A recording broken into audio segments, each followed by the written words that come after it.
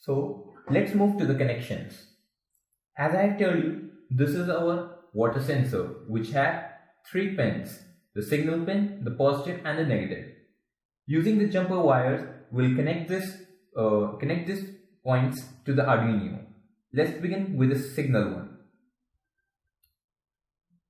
This will go on the analog 0 of Arduino because this sensor sends the data in an analog form.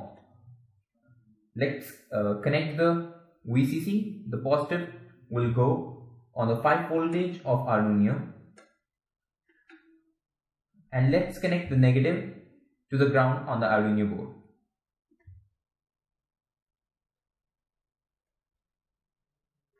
We have connected our water sensor to the Arduino.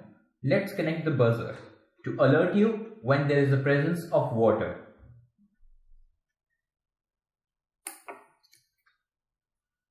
This is a buzzer over here.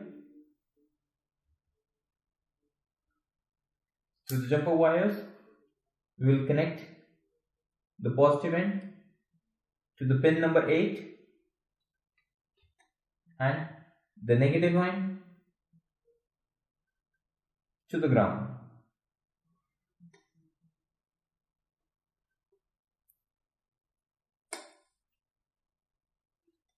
So our buzzer is connected right now. Let's power up the Arduino through the power cable.